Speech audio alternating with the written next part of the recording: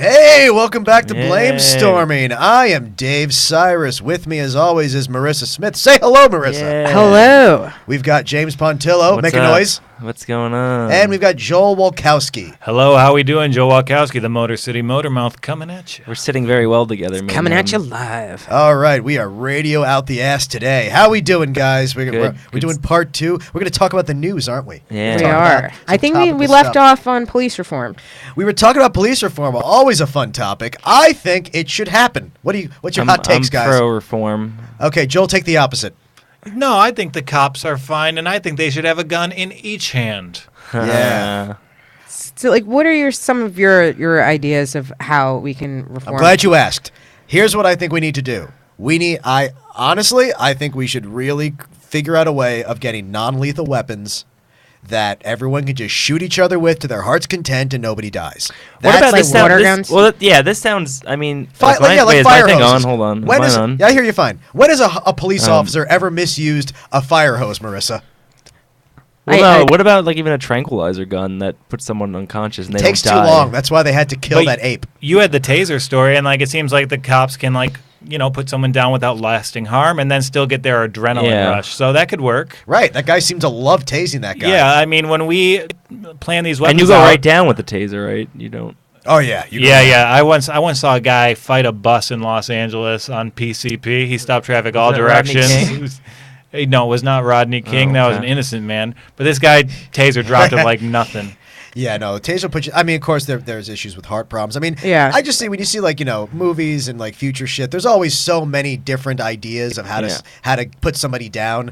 I mean, Thor. They didn't have to shoot him, and he's Thor, and they were able to lock him down and put him in a chair and keep him there, and he's the god of thunder. So obviously, we can calm down some crackheads. Well, I think that choice of weapons is definitely important, but to me, I think that the two major problems with the police are, one, that we have ex-military, too many ex-military that are the police, and because when they come back home, they get extra points on the tests. So most of our police force has PTSD.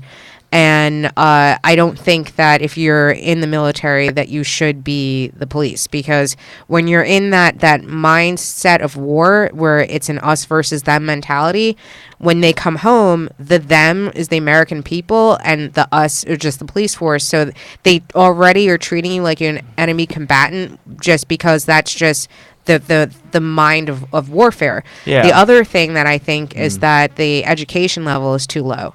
I think that most smart people that are interested in criminal justice go into the FBI, the CIA, and I think that we should have a minimum level of courses that they should be taking, and it shouldn't just be like 2-year college. I think they need to take more psychology, more sociology. Yeah, I agree. And It should be a job you aspire to more. Yeah, being not a job you settle for. well, I think that a lot of them do aspire to it, but I think the problem is that the people that are aspiring to be cops are the class bully or the kid kid bullied. who was bullied the most. Yeah. So that's it. Like the one that is just like always bullied everyone their entire life, or the one that's like, something, when I get a gun and I become a cop, I'm gonna arrest all of you. If you want to be a cop, they should have to watch you without you knowing in traffic, and see how you react to getting cut off. See how you react to a blind intersection. Hey, can you call a black friend? And I do think right now, the war on drugs followed by the for-profit prison system, the police solution to any problem in a community is to take someone out of that community. And I think that's kind of a archaic and non-productive idea. Coming from Detroit, people think Detroit's a shithole, but It was. Yeah. I mean, it got a lot better, right? Yeah, but Detroit got hit so hard by the war on drugs that at a certain point in time, 1 out of every 4 black men in the city were in prison due to these laws. So that's going to wreck a community, and that's going to raise tensions on both sides, both police and community. Right. And another big problem that I've heard, a solution people have is, well, we need community policing. We need people from these communities. Yeah, that's what George Zimmerman did. To police. Well, he wasn't qualified. But I'm saying, that's what could happen. The policemen that people would say should be from the community they're policing. Yeah. But here's the problem with that. It sounds like a great idea, right? that like, oh, the cop on the beat is a guy who grew up here. He knows these people. Here's the problem. That is discrimination, because that means If you don't like someone, that means the black police officers have the more dangerous routes. Yeah. That's why you can't do that, because if all the black neighborhoods, the people were from there, it means a white police officer is in lily white neighborhoods where he's not in danger, and then you became that becomes a discrimination issue, because it means black police officers will be in more danger, and you can't have that either. Yeah. So we're Well, really the way screwed. that you could really kind of, kind of tweak that idea a bit is that if you had police officers that are assigned to a particular precinct or beat, then have, affordable housing available to them in that particular precinct or beat, so that it doesn't matter where they originally came from, but like once they find a permanent precinct that they're at, that they would have to like relocate to be within that vicinity. That sounds like a good idea, except when all the criminals find out where the cop lives. They will I already would know assume though. I would assume that's not as big a deal. I No, mean, I Google. Like that. I like that. And you also, like, when you see a police officer, you see them, like, in between, like, jobs. They're just on their phone in their car. Like, if they didn't have a car, they would be forced to engage with their community a little bit more. Like, if you're going to police a beat, be out there on the streets interacting with people. Nothing but bicycle cops. All That's my- bicycles. It's the car. That's the problem. You get a basket big enough for someone to sit in if you arrest them, but it's going to really fix things up. And instead of guns, slingshots. Yeah. No, look, if we had like foam guns and all that stuff, like think about how weird it would be. Like, I wonder how it would psychologically affect cops and gun nuts if suddenly all the weapons were non-lethal. Would they be? Some people would be mad. Like they would miss the sense of power. You know, the crazy ones. Yeah. Meanwhile, I think like a lot of cops would just be like, "Oh, thank God, I would not have to worry about going to jail if I do the wrong thing." Well, a high percentage of cops never draw. Yeah, that's true. Like they've never needed to You draw know, ever. pussies.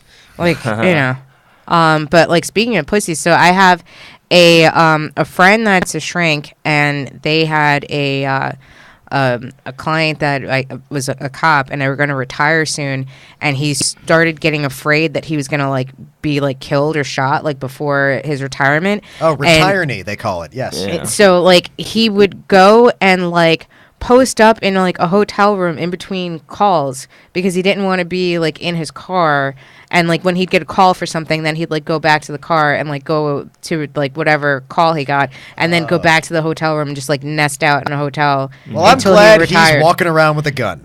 I'm glad that Like- guy is patrolling the streets thinking that he has to be superstitious about dying before his retirement. I just want to see that version of Lost in Translation. Oh, I never saw that, so I don't know the... It's just a sad old guy in a hotel. Yeah. Oh, yeah. Oh, is it? I never saw it either. Why'd you laugh? Because I know it's funny. I can just tell.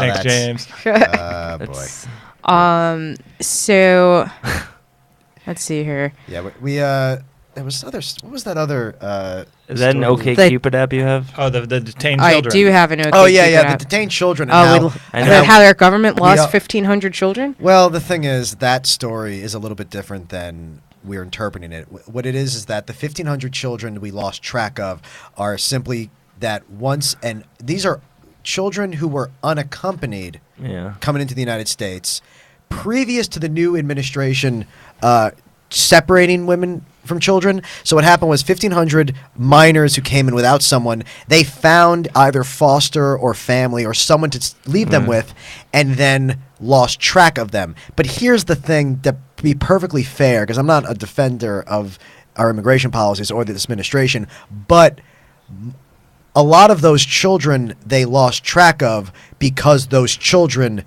don't want to be deported.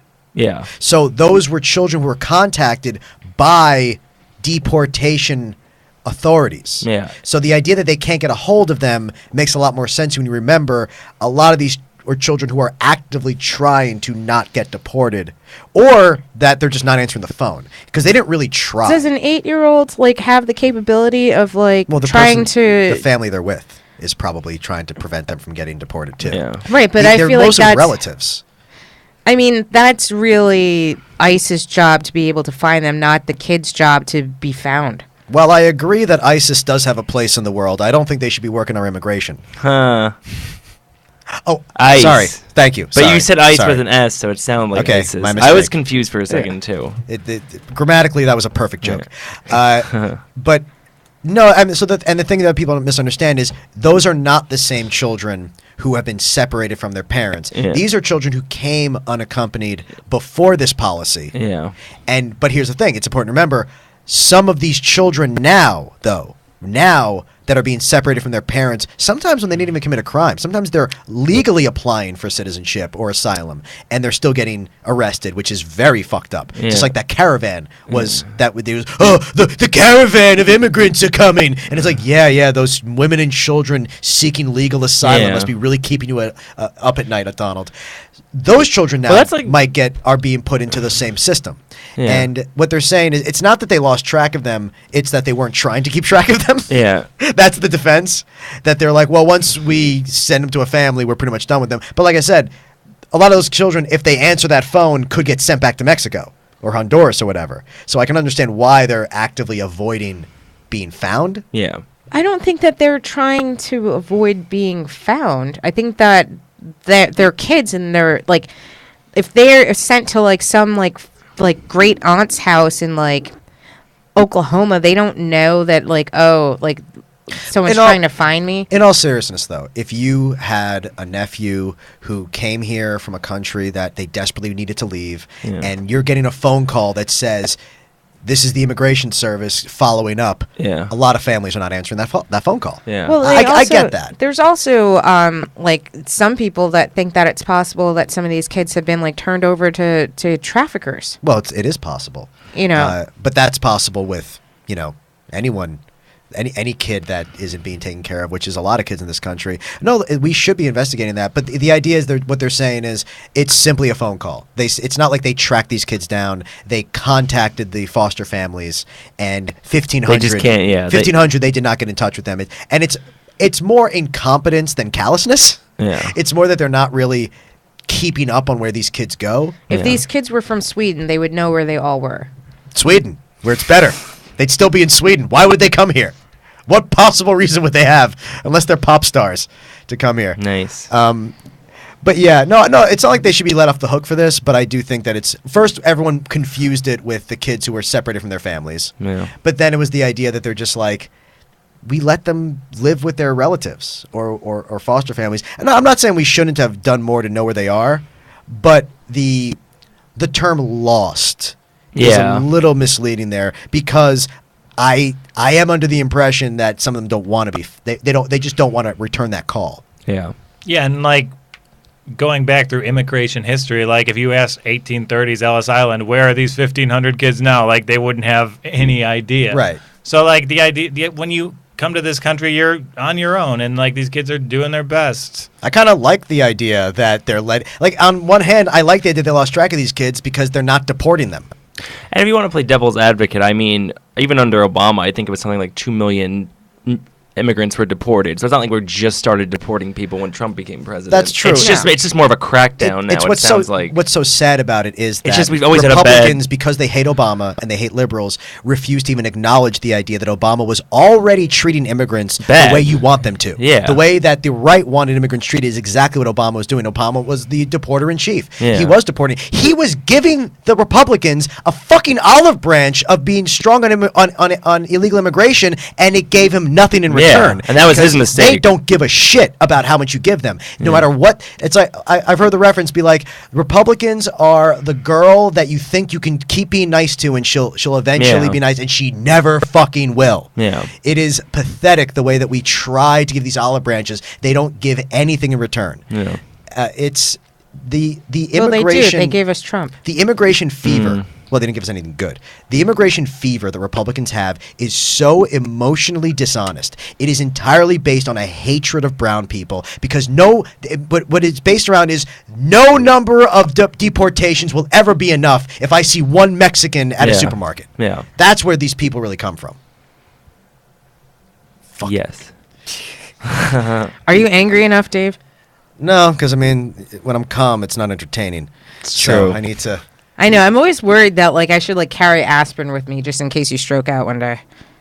A lot of strokes in my family. I really should be pay attention to that. But that's Are why you I got taking the spinach. You should be Yeah. taking baby aspirins. I do worry about that because like you get like this little twitchy vein. I'm like, it's coming, it's coming. No, that's just a vascular thing. Don't worry about that. Yeah. But yeah, a lot of strokes in my family. Should I do something about that? Is there anything you do about that? Yeah. Do you do something about strokes? I think the spinach is taking care of Because it. like that's like for heart stuff though. Is like does that help? I think you don't keep a toaster, so that way if you smell toast, you know. That's right. That's how you know.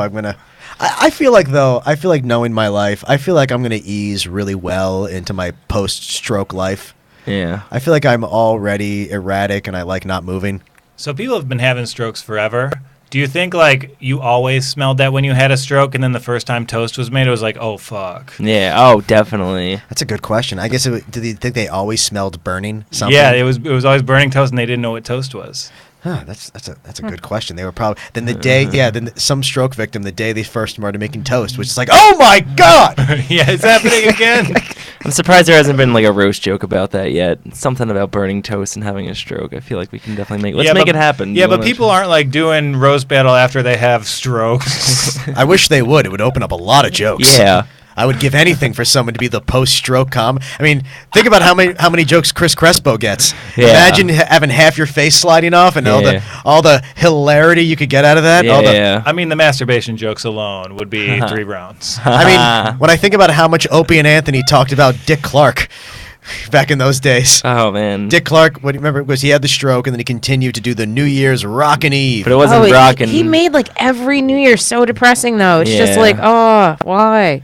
I mean, he needs to retire. it was one of those. I mean, that was like the one day a year he worked, so he probably. And they still did that like world's oldest teenager gimmick after he had a stroke. Yeah, it would always talk about how young he looks, and then he, stopped being able to move. And like he still looks great, doesn't he? Well, yes, he can't make facial expressions anymore, so there's no real lines to build up. The poor bastard. And he also died kind of young. How for old a is guy he? who was Yeah, like, he was still a teenager. he died young for a guy who had been known for years as looking incredibly young. How old was he? 70 something. Yeah, like I don't think he was that. Yeah, he was like in his 70s maybe. So Who does not, New Year's Rockin' Eve now? Carson. Seacrest. Oh, it was Carson. Well, it's every major network does it Right, now. right. Yeah. But I believe was Seacrest the one who specifically replaced him, or was that Carson? Don't you guys watch the ball drop every New Year's at 11:59? What else is there to do on New Year's? It's just me, Carson Daly, and a bag of Molly. Happy New Year. I hope someone's doing that. I mean, there's definitely people. I definitely know the kind of person. I'm not going to say who he is because he'll get mad. He might listen. But I definitely know the kind of person who on New Year's Eve just gets a bunch of Coke and just sits alone at home and has a private party. Do I know this person? No. I'm going to start the new year with an extremely clean apartment. I really wish I could just do meth for like 2 weeks. Oh, it'd be great. I would give anything to just get my shit together, clean everything, work out, and then be able to stop. It would just, I feel like I would do so Meth well. makes you concentrate? Meth makes you, well, it's I thought amphetamines. Adderall. Well, you can just take Adderall. It's the same thing. I mean, chemically in your brain, they're both amphetamines. So, I mean, I guess I could go to Adderall if I want to waste my money. I liked Adderall when I used to take it in college. I've never taken uppers of any kind. Yeah. Adderall in the gym is like amazing. Yeah, Adderall it was really effective if you don't abuse it. It's very I did take Stacker once to go to Nice. the gym. Stacker- And Stacker, remember diet that supplement? Yeah, remember those? They're energy pills though. They're diet pills, but they're really amphetamines. Yeah. And I took it, and I was like, I took half of the dosage, and I worked out. I was like, I thought I would be more energetic. Instead, I was like, I'm literally stronger. I'm literally lifting more than I'm supposed to be able to because of Nice. this. And then my mom tried it. She was like, "You can't take them." I took it. It was so much. And I'm like, "How much did you take?" She goes, "I took what the dose says." I'm like, "Oh, Mom, you can't take the dose." Huh. I took a quarter of the dose. How much was she able to lift? Yeah.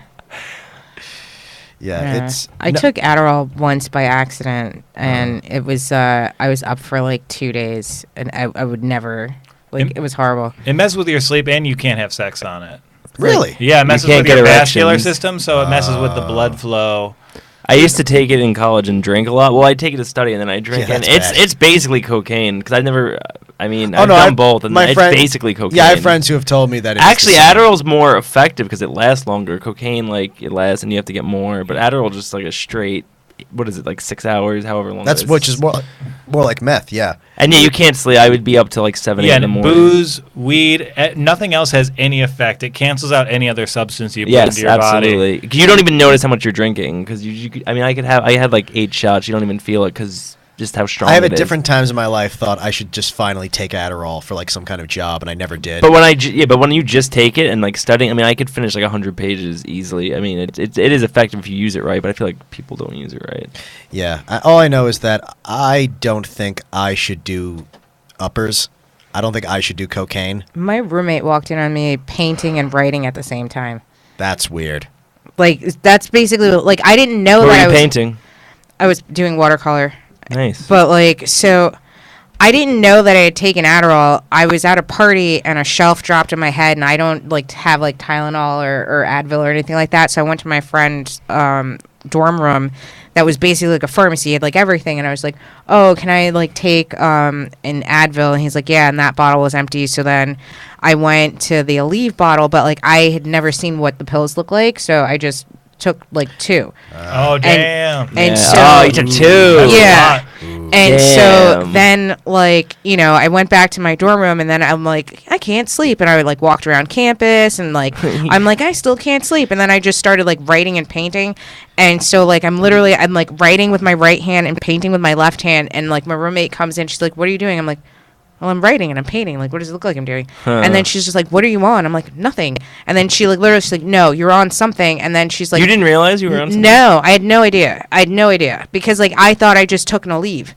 And so I just thought I became my true self. I finally became the woman I was supposed to be. So, like, she, like, literally made me walk her around campus to everywhere I'd been. I'm like, well, I went to this party, and I had a beer here, and then I went to there, and then I was at this party, and that's when the shelf hit my head, and then I went over to Mount This Washington. drug dealer I know. And so, I like- stole some pills in a bottle. You're So- being extremely productive. What's wrong? Yeah. And so then he's just like, oh, no, she took Advil. I'm like, no, I didn't take Advil. I took Aleve because, like, the Advil bottle was empty. He's like, fuck. And then she's like, what's wrong? She's like, how many did you take? I'm like, 2. He's like, fuck. And then she's like, what? And he's like, she just took 2 12-hour Ritalins. And she's like, and she's half my size. And I, like, literally was up for, like, 48 hours. Yeah. That'll happen. But I Oh, yeah. never did it You again. stay up till the sun comes up and like don't even feel it. Like, there was no sleeping. Like, there wasn't. I couldn't even try. 2 days. Yeah. Wow. Nice. Yeah, so that's exactly the dream I want to do. I just want to be able to get everything I need done in one I wouldn't even span know of where to being get awake. Adderall anymore. I don't even like outside. I mean, on when you're on campus, obviously it's easier. I won't even know who has it. Yeah, it's really hard to get your drugs once you leave college. Yeah, what it's the really, fuck? really becomes You guys a can different world. talk. I know people. I mean, so do I. But that's the problem with weed becoming legal. I used to be able to get anything. Yeah. Because like you used to be able to see your weed dealer and be like, hey, you got any mushrooms on you? What do you got on you? Like they just had everything. Now it's like a respectable business. Yeah. Now it's really helps hard. economies now, It's a little really bit. hard to get coke at a dispensary in L.A. And I've asked every single one. But I mean, that's. Do you think like have you?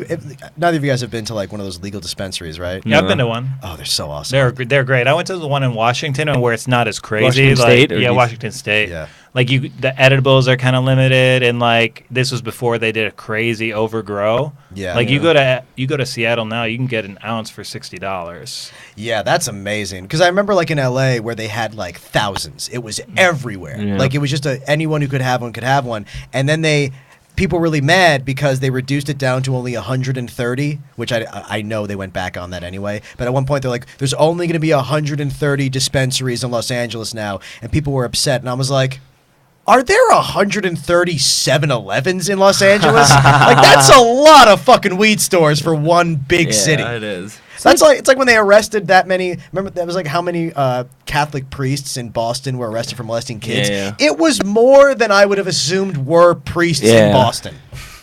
Like, what are the requirements to, like, buy weed in a dispensary You in gotta LA? love to party. Yeah. You gotta have hell 40 yeah. bucks, At least. and you have to be cool. Yeah. You have to know when to wink back. Oh no, let me tell you exactly how it goes. You go to a doctor with quotations on the word doctor on the sign. You go to a guy and you talk to some guy whose only job is to give weed prescriptions. You say to him, I would like weed. And he says, all right, here's a piece of paper with the number of diseases that will allow you to have it. Oh, is this real? This actually happened? Yes. That's Please circle the one you have, and I will give you the certificate for $60. Nice. That is really what's happening. Well, now it's even beyond because now it's fully recreational, so you can just walk into any store. You don't even need that anymore. Yes, but you have to pay taxes on those. Oh. So some people still want their medical card.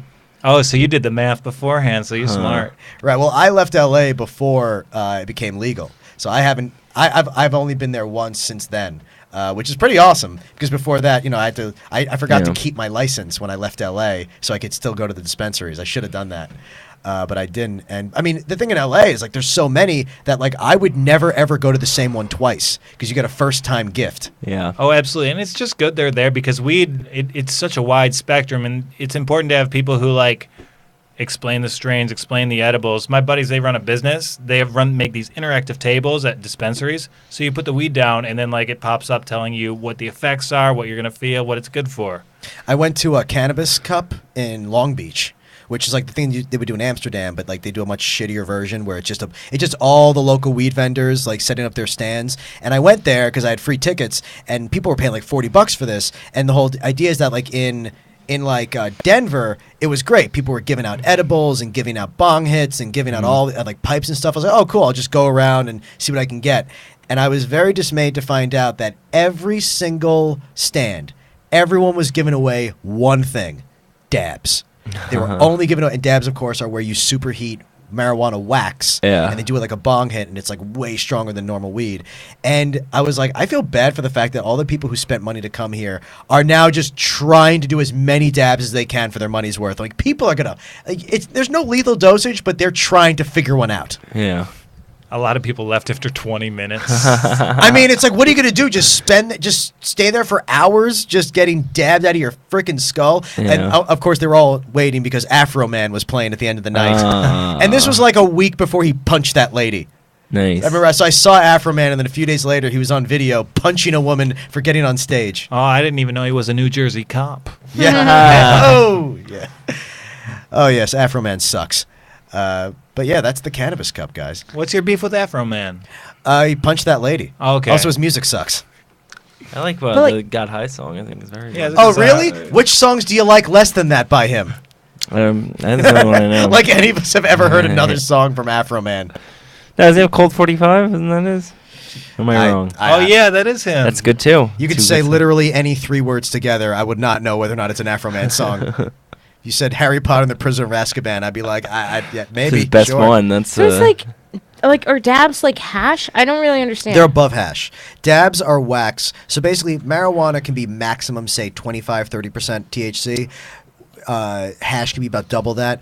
Wax gets up to like 90%. It's like Breaking Bad. It's like it's Nice. literal wax. It's like distilling just the THC from the weed, and it's way fucking stronger. It Oh. is. And like it's ridiculous how it feels like a nitrous hit. Okay. Yeah, dabs are a lot, and look, there is a to go downside to of the it. With the Bathroom quick. nitrous, you just get the Wawas though. Wait, what? With the nitrous, you just get the Wawas. Yeah, you get that, but like I'm just saying, dabs are strong. Dabs are really friggin' strong, and I mean, I've heard about people doing like amounts of edibles that are off the charts too. Like as a pothead, I want to let these kids know no one should smoke more than I choose to. No, the amount that anyone should do is that no one should do is whatever is I think is too much for me, because I've heard kids taking like 700 milligram edibles. That's crazy. That's crazy. 200 is life changing. Yeah, 200, like you're going to sleep for 12 hours. Yes, I did. I did by accident once, and I did sleep for 12 hours. I mean, yeah. I smoke multiple times a day. I've done it for years, and like a 50 milligram edible will destroy me. Yeah. 700? Yeah, I've seen people talk about doing that much, and I'm just like, you're not getting anything out of this. Also, you're not gonna, how many days of wasted, like the next day you're a corpse when you do that much, and like when you do like a third of that. Do you know any like teenage potheads right now? Yeah, sort of. Like teenagers? I mean, I have family members. So I Yeah, assume. I have family members I'm talking about, but the level of like a substance abuse in the younger generation is truly staggering. Like they're crushing up Xanax to put on dabs, and like that's a normal thing to do. Yeah, everyone's trying to like one up each other. There's a real brinksmanship with drug use, and it's like we have a society where like there's so many different ways that lack of restraint is being shown, where like it's the same thing with politics, how like you only get attention for being the screechiest voice. It kind of carries over everywhere. Kids are just trying to figure out ways of doing things bigger. I knew someone that was freebasing Ritalin. Freebasing, so like lighting it and then Smoking it. Smoking it. I mean, if it works, I guess. I don't know. I knew kids who I remember people who were smoking mushrooms. I don't even know if that worked. Whoa. I mean, should it work? I don't know. It doesn't make sense because usually mushrooms are Like a tea, right? Yeah. But I mean, they were just smoking the literal mushrooms. Do you think it's a bad idea? My sister and I, we want to do mushrooms with our mom on her birthday. You think that'll be bad? Wait, you and your sister want to do mushrooms with your mom? Yeah, my mom like brought it up and was like, "Yeah, let's do it. We're going to be at some cottage." What's crazy about that? I literally have a script where that happens, where a brother and sister trick their mom into doing mushrooms with them because they're trying to like, they're trying to affect change in her life, and they're trying to get her to accidentally have an epiphany. And then we just do a bunch of jokes about her being naked. Is it a happy ending? Yeah, she does jerk him off. Okay, cool. I'll do it then. Nice. No, that's not a bad idea. Does your mom want to do mushrooms with you? Yeah, she does. Like and it's like the right environment. We're gonna be on a little cottage like on Lake Huron in Michigan. I live here, so we don't hang out all the time. And my sister, like, she's wild, like she's lived in like abandoned warehouses her whole life, and like now she's got her shit together. So have a good time with mom. I have a friend who might get married, and he's talking about making everyone do mushrooms for the bachelor party. That's a big ask to like make everyone like get high, that kind of high with you. I did that. When I was supposed to get married, like the weekend of the wedding, me and all my buddies, we went out to like Mount Rainier National Park, and all these like straight-laced guys, like we all did mushrooms, and they're like, "This was the best day of my life. I can never do it again." That's what when I do mushrooms, that's exactly what I'm feeling. I'll have that like, I can never do this again. Like you're enjoying it. You actually get sort of scared in the moment because you're enjoying it so much. You're like, am I going to be able to go back to real life? That's the moment. That's the feeling I had when I was tripping. I was like, oh my God, what if I go back to my real life and I need it and I can never go back to being normal again? What if I need to feel this way all the time? And then as soon as it wears off, you're like, I am never doing that again. I never wanted to go through that again. So you're like, oh, thank God I am normal. I didn't because I know people who have gotten way too into hallucinogens, and it does not have a positive effect on them. I mean, I'm talking about, you would think they become more like hippies. They kind of don't. The friends I had who did a lot of acid ended up becoming like much more like crotchety people, like people who kind of didn't have patience for anything anymore, which I know is a very weird thing in the experience I had with these guys. But I mean, every time I've known someone who did like a lot of mushrooms, it went bad and they became harder to deal with people. Yeah, I mean, if you're doing hallucinogens more than like once every 3 months, I think it's like pretty scary. And I mean, microdosing is like something that's become pretty popular. Yeah, that is also pretty insane. What exactly is a microdose? Just take a little bit. I did it with a little bit of mushrooms every day. But like, isn't that supposed to help with depression or something? A little bit, and it's like kind of coming from the tech industry. Actually, a lot of like techies, they'll take just a little bit of acid every day and they'll code. That's fucking crazy. But there's a mythology because like people discovered how the human genome was designed while they were tripping on LSD. That's how they figured out the double helix thing. Yeah, they finally visualized it. I mean, that makes sense. There are people who theorize that a lot of human development came out of people just stumbling on mushrooms. Didn't the Beatles write a lot of their music on LSD? Yeah. Their it's biggest, debatable. You know what though? Their biggest songs were before. Were like their biggest, like most respectable songs the ones before they were on a bunch of acid? I can't really answer that. I'm not a huge Beatles guy, but like I've heard people say that before. That like, oh no, their early stuff that was like Sgt. Pepper was actually they were sober, and it was like later stuff where they were just like Yellow. I don't know what Yellow Submarine was on, but I've heard people talk about that's what happens when they do too much acid. Yeah, they do Yellow Submarine. They let Ringo make songs. Because Ringo wrote Yellow Submarine. Oh, okay. That's how you know when they were at their highest. And George Harrison is the closest to an acid musician if you look at their solo careers.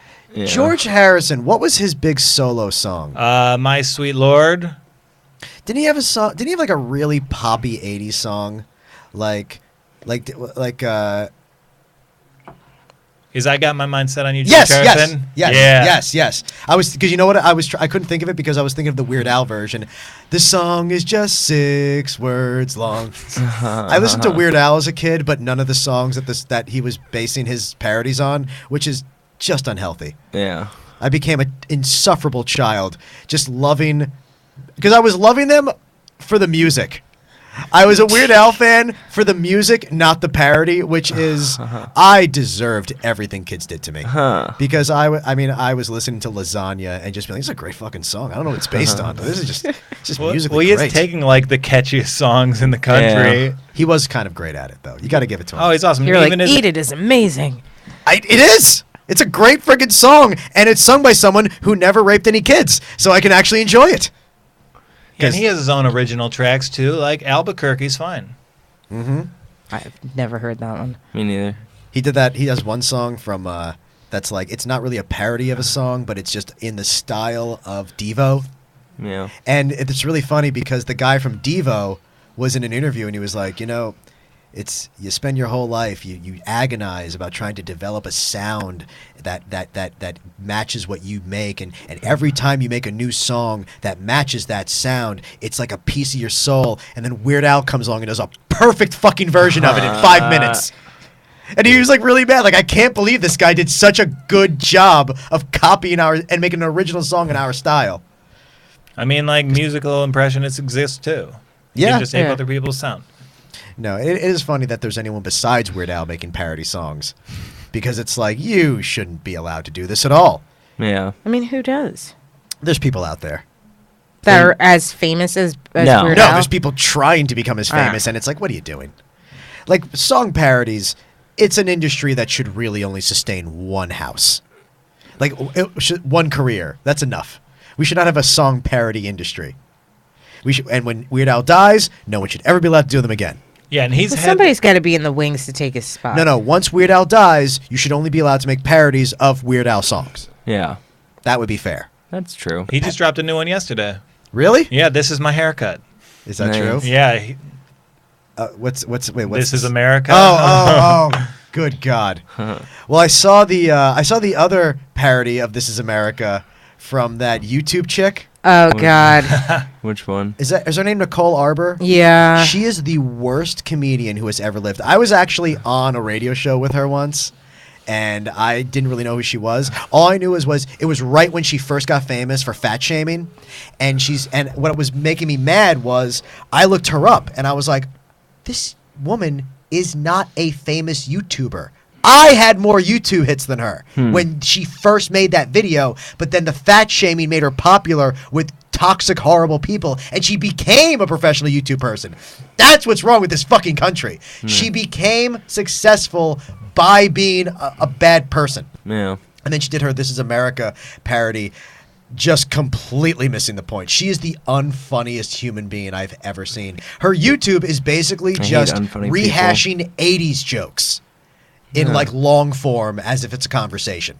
Like what? Like what do you mean? And she also called herself like the world's hottest comedian, and it's like, honey, I can rattle off several. April Macy puts you in a She's grave. obviously never met Joel before. Yeah, Yeah. I take issue with that. Like she thought she was like the hottest chick comedian, and I'm like, dude, there are so many women hotter than you in comedy. You just don't go to comedy shows. You don't know anything about this industry.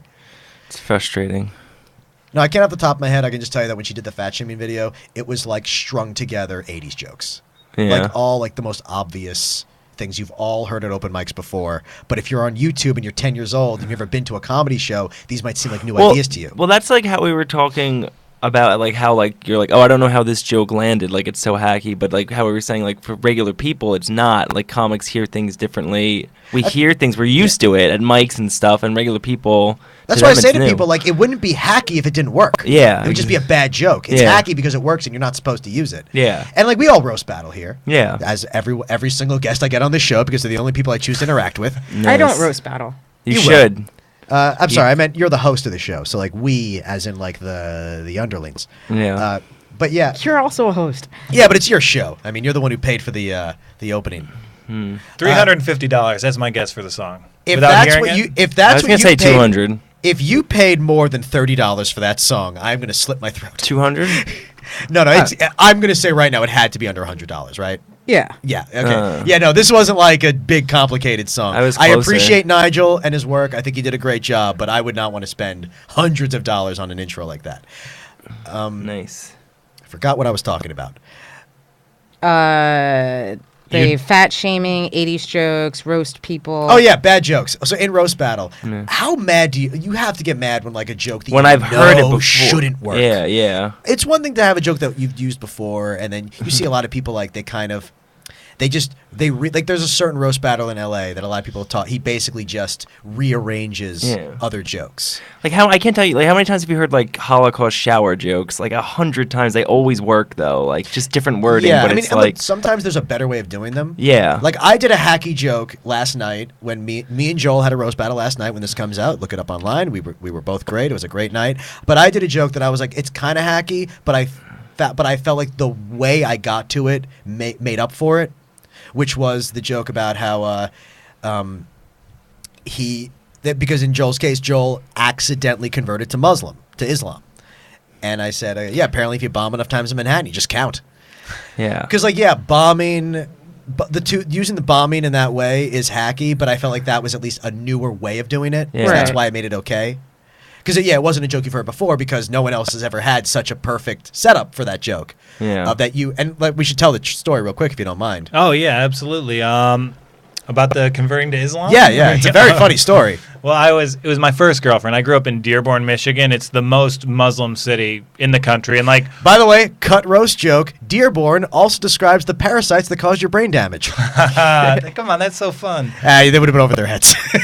Yeah, But like even back to the 1,500 missing kids, odds are there's a ton of them in Dearborn. But Nice. it's the most Muslim city in the country. My first girlfriend was Muslim, so we dated without her parents knowing for 2 years. And before I was going to go out to school in L.A., she says, hey, just follow me. Tell this guy you care about me. And then for the rest of the summer, my parents won't bother us. And I repeated what this guy said. It was in Arabic, so I didn't know what I meant. So we left there, and I got home, and her mom had taken off her hijab, and they welcomed me to the family because I had converted to Islam. That's why she was able to take off her hijab for Yeah, you, I was in the 'cause you were a family family now. member Nice. But the terrible thing is, like, I threw a party at my mom's house. I threw a drunk spelling bee, and my mom knew I was going to throw a party. I threw it out anyway, and she kicked me out, so I had to live a summer as this family's Muslim son. Oh, and you had to go. So you had to actually pretend to be Muslim for the whole summer, you have basically. to, It was like lax, but like I couldn't eat pork or anything. Right. Are you like, a pork guy? Are you? No, not really. I am. Oh God, I miss pork. Yeah. No, that's crazy. And so she knew she was tricking you into becoming Muslim. Yeah, kind She of. But had like to she have. was just someone. But she was all like, "Who cares?" yeah. Well, she wanted to be with him also. I mean, that was the only way. I mean, And like I was moving across the country. It was like her Hail Mary. Was there any way that was there a thing where she's just like, just have a crucifix in your pocket? It doesn't count. But yeah, no, that is kind of nuts because like it's not exactly a religion you can half-ass. Like you're supposed to pray 5 times a day. Yeah, 5 times. but so- there are Muslims who half-ass it. I mean, There's a and bunch, good for yeah. them. Any secular Muslim, I'll respect you for I respect Yeah. anyone who abandons their religion in general. Yeah. And it's not just the prayer. You got to wash your genitals before you pray every Oh my- time. really? Yeah. If you go to a Muslim house, you know how there's like a dishwasher handle at your sink in the Yeah. kitchen. There's that on every toilet in a Muslim Nice. house, so people can clean their shit. You're telling me that Muslims have to wash their genitals 5 times a day? Absolutely. I only You ask probably that have because, clean balls. good God, is that the opposite of what every Trump supporter thinks about Islam? Yeah. That is definitely the diametric opposite if you had to ask a Trump supporter to describe Islam. Wow. Did you guys see that? Oh, we talked about that Did video. you feel like you would clean your testicles as a result? I didn't actually practice. I never you prayed. didn't? No. Oh. I didn't. Well, good for you. I mean, I thought maybe you I'm did. glad you didn't wash your balls once. Yeah. Living in that house. By the way, speaking of washing your balls, did you see that plane where they had to land the plane because the guy smelled so bad? Yes. No. I heard that. This was a story. Where is this? Netherlands, I believe. Nice. I believe it was a Dutch flight. It's possible. It was either from or to the Yeah. Netherlands, and they had to land. They had to make an emergency landing because people were vomiting over how bad this one guy smelled. And the Was article, there a reason he smelled? Or you just they did? said the article said he was described as smelling like he had not bathed in a very long time. Okay. And he's on a plane. And first of all, that is very rude, especially because we all complain about how, people used to dress up for planes. Yeah. People used to put on suits. Now you walk around in your flip-flops and your sweatpants.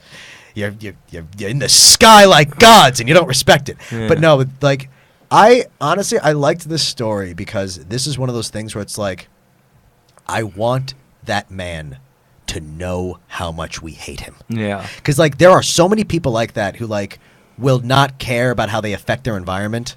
And it's like, they all need to have a plane land because of how disgusting you are. But I also feel like that's just those people just being pussies. Because They were literally vomiting. How many times have you gotten into like a subway car in the city and it like there's like a homeless person that smells like madness? Like I have allergies, so like I'm always the one that like I get super psyched that I'm about to get into a subway car with a seat. Everybody starts jumping off the car and I'm like, oh, I wonder why. And then as soon as the doors close, that's when I'm, oh shit. Yeah. The fact is, it's like if you get on a plane, you know that you're a mess. You know that you smell bad. It's an aggressive act against your environment. I think They probably don't even smell themselves anymore. Oh, they definitely don't.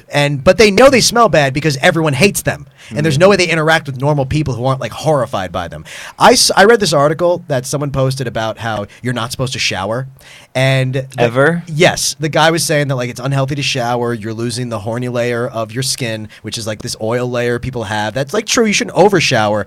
But the part that made me sick was where the guy said, he goes, what people don't understand is what you think of as body odor is actually your body rejecting your cleanliness.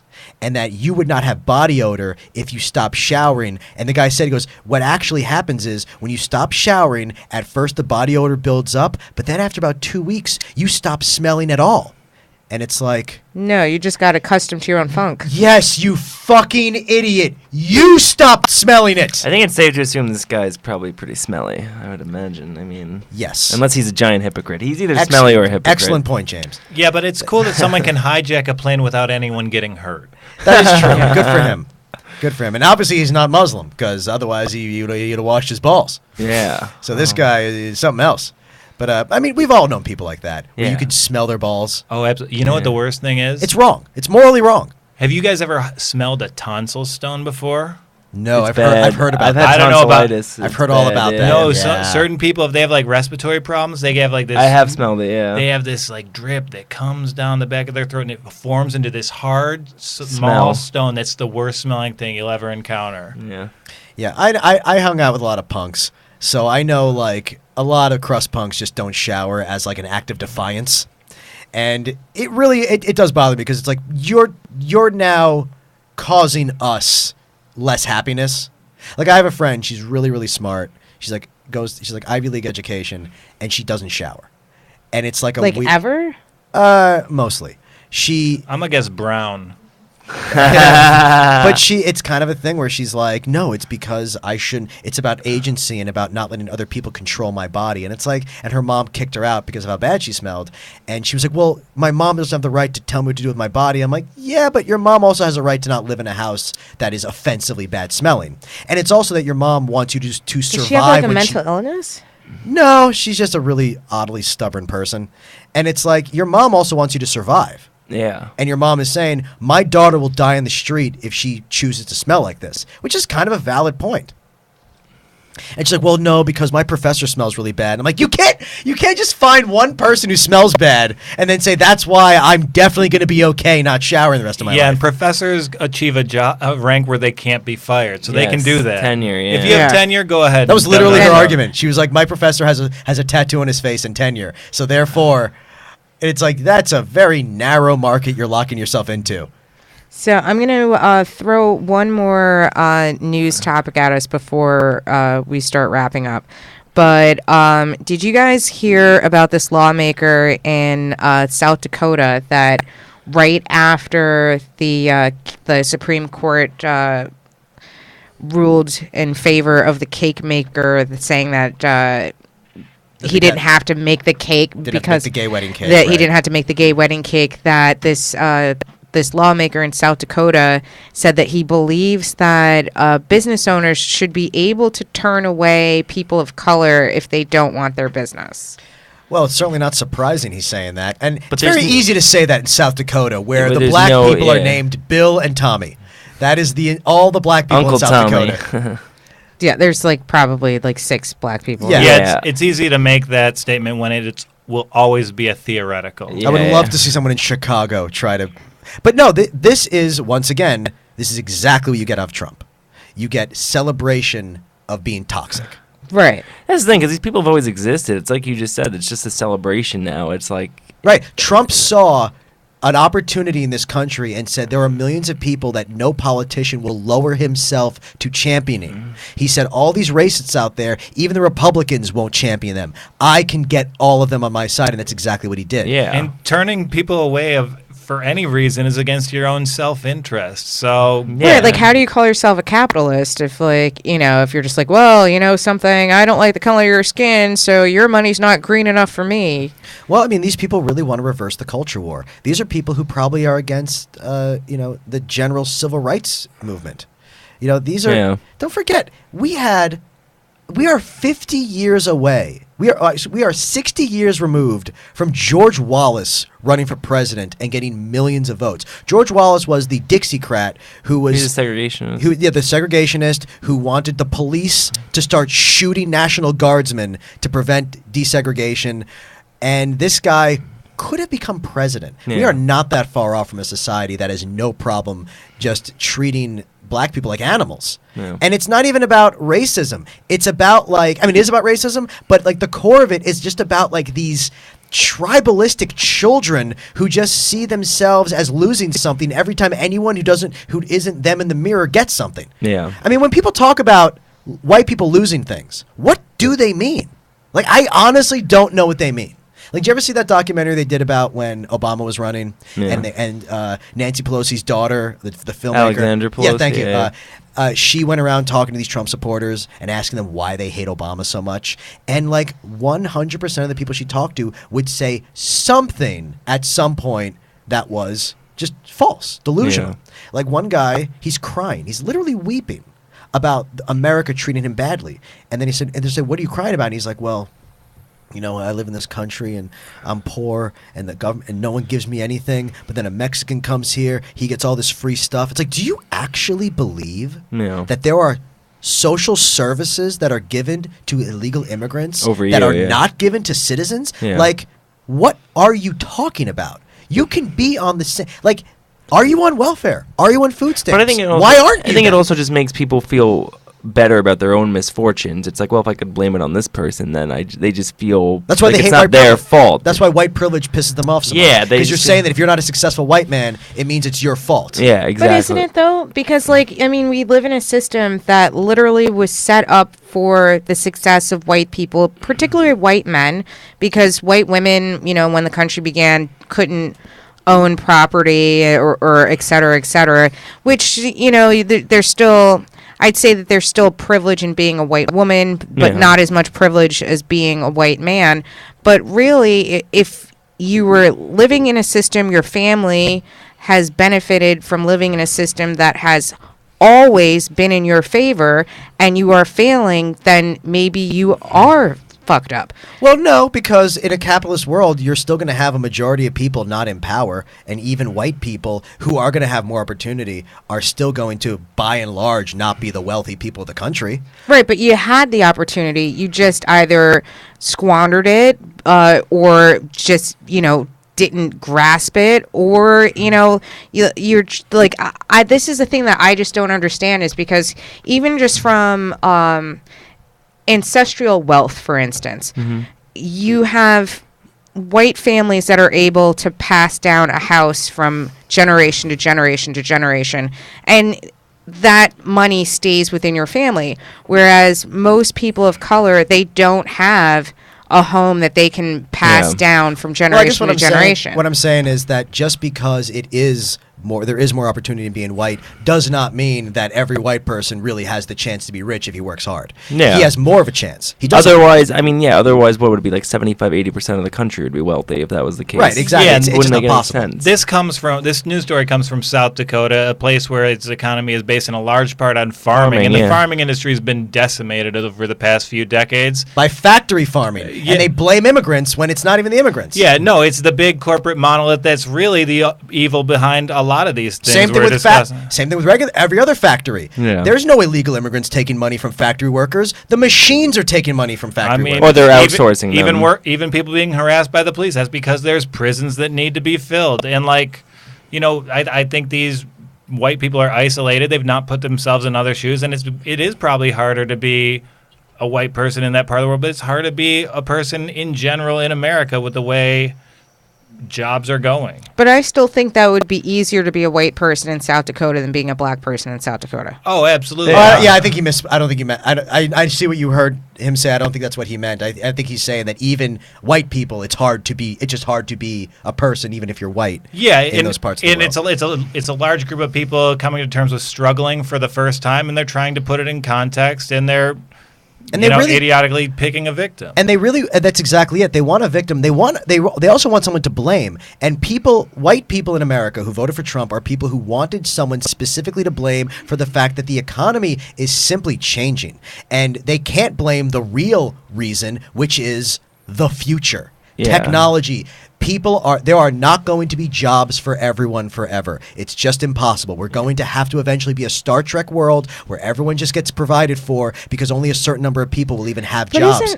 And they need it to be Obama's fault. They need it to be someone's fault because they can't think on that level. Why it's is it not like Bill Gates' fault, or why is it not like a rich white person's fault? Because Bill Gates is making jobs. Bill Gates isn't hurting anyone. He's actually I'm just trying to put if you just take a wealthy white person or a wealthy class, I'll even say that this is a raceless wealthy class.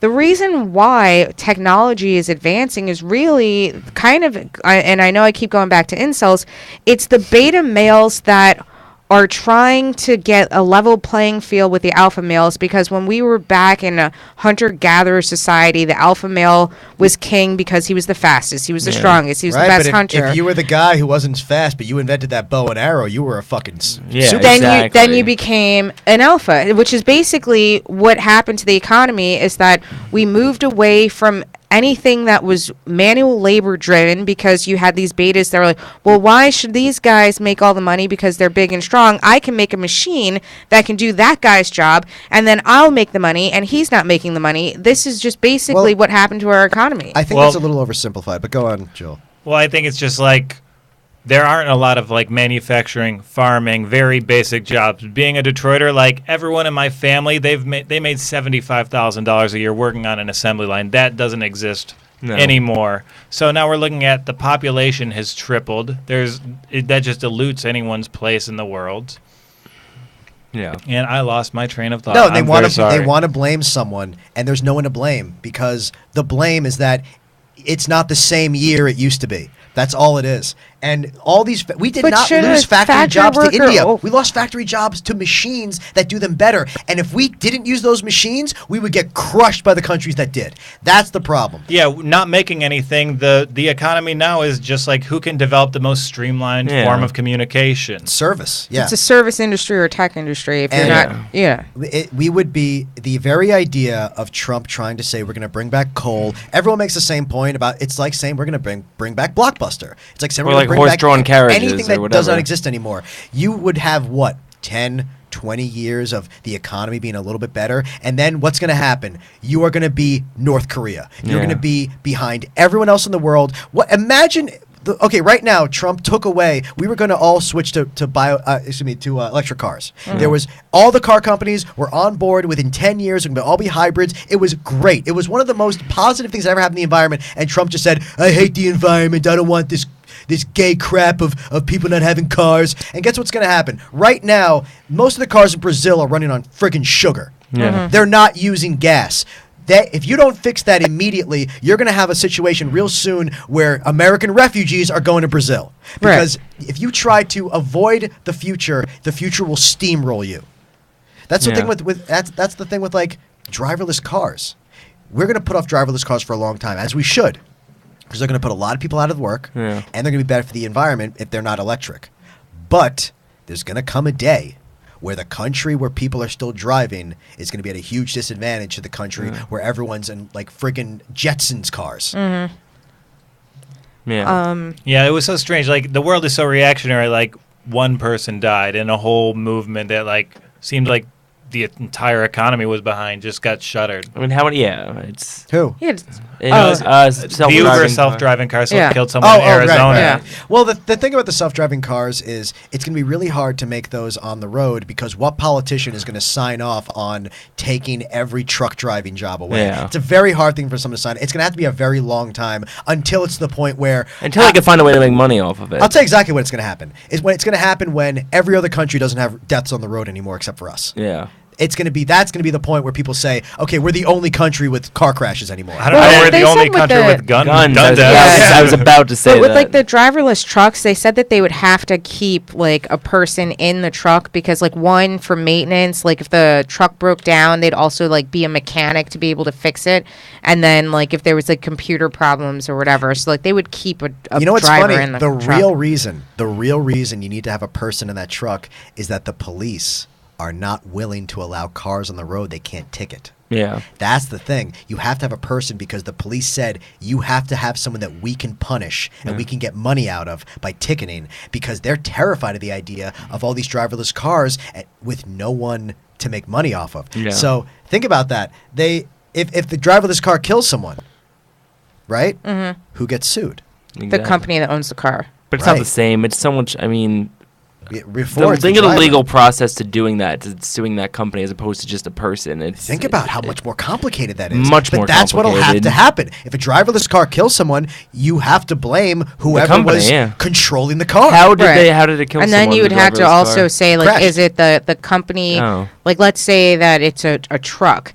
Is it the company that owns the truck? Like, do you also pull in, like, the company that they were trucking it to? They're going to have to make entirely new laws. Who repaired the company that repaired the truck or programmed the truck? Well, like he said, it's going to take a long time, I think, for sure. Because it also would deprive people of jobs and it's a huge undertaking. But at the end of the day, you can't stand in the way of history. You really can't. I mean, it's going to be terrifying at first being in a driverless car. It's going to definitely take getting used to, as I'm sure it was with an airplane. I'm sure it was terrifying at first to get in. The guy who died was one of the testers, because obviously you can't just have them on the market. Yeah. He was testing the car, and he's supposed to be on his own autopilot, and he's supposed to keep his hands on the wheel, so if anything happens, he can react, and he was watching a Harry Potter on a tablet. He was watching a Harry Potter movie on a tablet, and... What did crash into? A white van. With someone in it or no? No, it was a truck that was white, so it looked like the sky. All right, so there's still glitches. Exactly. It's very hard. But it doesn't mean you stop investing in it. I mean, no, but Uber, one of my good friends, is a designer on the self-driving car program at Uber, and he's not anymore. Yeah. Like they're letting people go? Reassigned. And like it's a tech company, you won't get fired. Well, here's the thing, and this was I believe this was a Tesla. This was the self-driving, because they're the big self-driving ones now. Yeah, for the trucks. Real quick, we talked about Tesla, but you know when Elon Musk said that we're not going to release the cheaper Teslas because we'll go out of business? Well, guess what I am? I am one of the people who has been on the list for that cheap fucking Tesla for a year that I was supposed to have gotten it last month, and now it's going to be till next year. And now I have turned a complete corner. I am calling for the arrest of Elon Musk because I hate him so fucking much now. For a while, I didn't understand why people hated him, and then suddenly this happened, and I was like, oh, you are an actual melted alien tyrant. This piece of shit who just told all of us we were going to have $35,000 Teslas with a $7,500 rebate from the government, and $25,000 from the state. You were going to get $25,000 Teslas, and none of those are going to exist now. Did you put money down before he... You put $1,000 down, but you can get it back if you want, which I might. But then you lose your spot in line. Yes, exactly. I lose my spot in line if I don't want to do it. But, I was so goddamn disgusted with him. He's the guy who wanted to have a website where you get to vote on what's true. You saw that, right? Oh my gosh. He said the way to stop fake news is I'll have a website. The wisdom of the crowd. And then the people will vote on whether or not something is real, and that way we'll know which journalists are real. As if that wouldn't, I said, as if that wouldn't immediately lead to, hey, everyone, guess what? Creationism is true again. Yeah, it I mean, sounds how did Orwellian. he think people believed in Pizzagate? Cigarettes don't cause lung cancer, everybody. Congratulations, we beat it. Yeah, what? Yeah. You don't think that fucking Republicans are just going to spam this and they're like, oh, well, we'll have technology. No, you don't need technology. Individual people who listen to Alex Jones will all go on your site and they will vote every piece of real information down. Because So it's like if you had like polls that dictated laws, basically. Yeah, what made me so sick about it was he was saying, like, well, I trust people. No, you don't. You are another con man, fake populist who is trying to tell every person, I think the American people are smart. No, you fucking don't. You goddamn liars. No one thinks the American people are smart. Anyone who says that is the worst one of all of us. Because that means you want to manipulate those people. I think Doesn't everyone in Trump this say country that is like stupid. every rally? Oh, you guys are smart. Yeah, when he's not Well, to saying be how much to be love- fair, that's kind of like all politicians say it. I mean, Yeah, and you they have all to. are assholes when they say You it. have Yeah. to say it. It's a gross thing to say because it's bullshit. Yeah, But- it's like every town they're in, like they're so happy to be in. None this of these people town believe and- they're that smart. Yeah, Right. Am I the only one who literally every time I go to a concert I get mad when they say the name of the place we're in? yeah. Is it weird that Yeah. every? Well, I just that's. I yeah. feel like they say that for the band because they probably don't remember. I mean, they don't care. But I mean, literally, every time I'm at a show, and every big band does it. Where they'll be like, "So happy to be here in East Rutherford, New Jersey," and I look around, and I'm honestly judging everyone who claps at that. I'm just like, "Are you really impressed? Yeah. Like, you really?" So we've got to wrap this up. Oh, for God's sake. I was just getting into it. But before we go, just everyone, where can they find you on social media? What gigs do you have coming up next? I'll start with you, Joel. Hey, I am the Walkowski on Twitter. I'm Joel Walkowski on Instagram. I'll be at the stand for the Final Roastmasters there on Tuesday the 12th, and then I'll be at Caroline's on June the 19th. Awesome. James. Hey, Twitter is at Pontillo8881. No big That's it. shows. Yeah. I was gonna say I have a show at the Kent Ale House every month. The next one's July 11th. Good. At yeah. 8:30. That's a good one to go to. Come It's a out great- to that. It's actually a great venue. See me at Dave Cyrus, SIRUS. You can look up me and Joel roast battling. It should be on YouTube by the time this comes out. Yeah. And also Marissa, I know I'm on a lot of shows that you booked me on. So that'll probably that probably happened before this aired, so we don't need to talk about them. Yeah. You can follow me on Twitter at Marissa Smith. Follow this show on Twitter at The Blamestorm. You can catch me on the 16th of June at Greenwich Village Comedy Club with Dave for Fashionably Saturday, and I will be at Boxers, the Upper East Side, for Punch Comedy for Pride. So if you're a prideful person, you can check me out there. And if you enjoyed this show, you guys, rate, review, and subscribe to us on iTunes. We will talk to you soon. Good night. Thank you.